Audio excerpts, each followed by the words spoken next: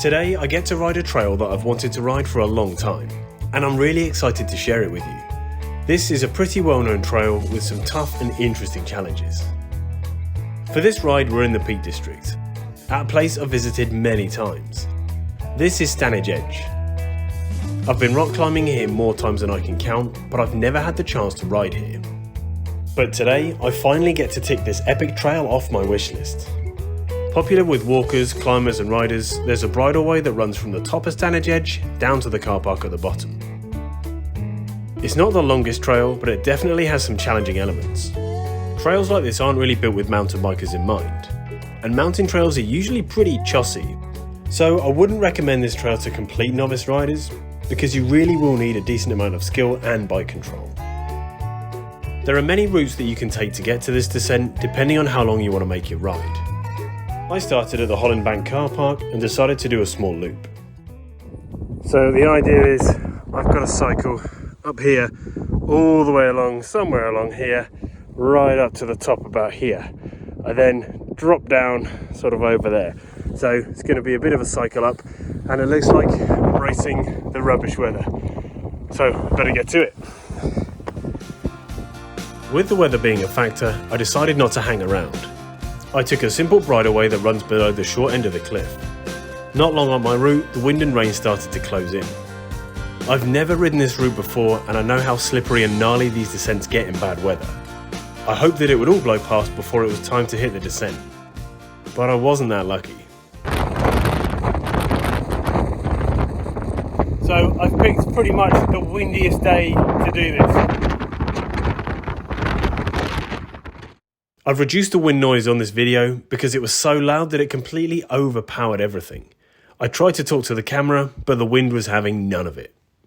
Still on the way up. Bit of a way to go. I'm going to get to it before the real rain starts. Oh, my face is so cold. That's enough of that. Moving off the main path, you take a trail parallel to the cliff edge. This is a really fun piece of trail to ride. Mountain trails are very different to trail centres and bike parks. They're completely natural and they take a lot of focus to ride. You never know what's going to come next. But trying to ride along, I was getting buffeted around by the wind, which was causing me to take some pretty awkward lines and lose my footing.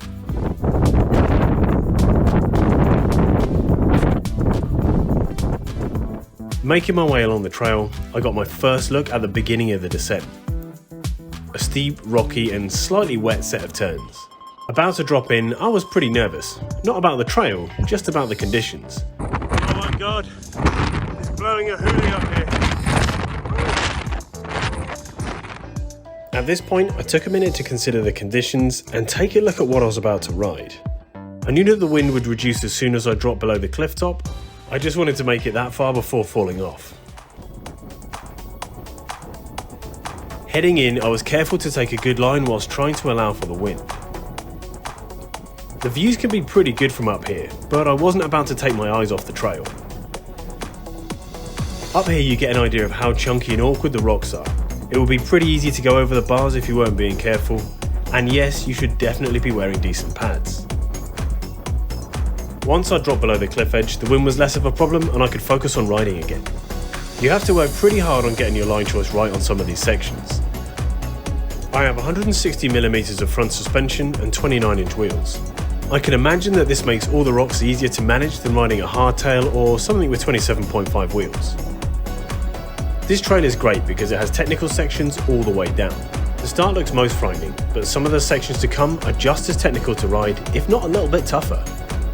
At this point I should say that this is a bridleway, so mountain biking is allowed. But you should definitely be courteous to other trail users. I always thank people for stepping out of the way for me, and I was happy to pull over to the side when needed. This section has a nice mix of jagged rocks and some smooth, faster flowing bits. The variation of terrain is another reason why I think this is one of my favourite trail sections in the Peak District. If you think you know a better one, feel free to drop me a message in the comments. Of course, your line choice will have a huge impact on how easy or hard you find the trail. There were certainly parts where I had to commit to a less than optimal line choice. Cheers guys. As you get to this point in the trail, you have to go through a couple of gates. This little wooded section marks the halfway point in the descent, so there's still plenty to go. After this gate, things get more technical. As well as the rain, the trail was really muddy, and the path basically turns into this single rock width skinny. There are some pretty chunky and awkward sections, but it's a really rewarding ride. At this point, I was thankful for all the skinny practice that I'd recently had in the Forest of Dean. I didn't know it at the time, but this was all great training for today's ride. And that's the whole point of small features like these on trails and bike parks. They're a great intro to trying new things. Yeah! A training ground for learning and refining skills that you can then use in the wild. Because you never know when skills like these might actually come in handy. I'm sure this trail looks flat as a pancake on camera, but there are awkward rocks everywhere that can catch you out if you're not careful. At some points on this trail, the consequences of falling off would be quite high. You're either over some jagged rocks or just a huge muddy puddle.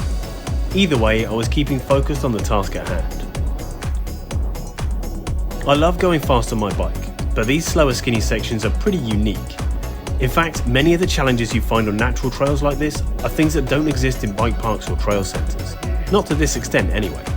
So if you really want a new challenge, you need to head off into the great outdoors. I knew this was going to be an interesting trail, but honestly, I wasn't expecting it to be quite as much fun as this. Once you're through the last gate, you have a bit more skinny action to contend with, and then the trail opens out and you can really let loose. The weather today wasn't the most inviting to ride in, but I was surprised at the amount of traction there was even on the more slippery looking sections. Of course, it would be amazing to ride this on a beautiful summer's day, but it's worth noting that the trail and the car park are a lot busier in the summer. But today, this whole mini loop took me less than 25 minutes, with a couple of stops for filming, so it's really easy to do. In nicer weather, there are loads of other great places to explore nearby, so I recommend making it into a full day's ride. And before you know it, you're back in the car park. Time to dry off. So that turned out to be a pretty cold and wet adventure. I'm really glad I got to tick this one off my mountain bike bucket list, but I think I'll definitely be coming back when it's a bit drier weather. I knew that a bit of wind and rain were on the forecast for today, but you wouldn't believe that it was actually sunny when I got out this morning. 5 minutes after I got back in the car, it really started raining.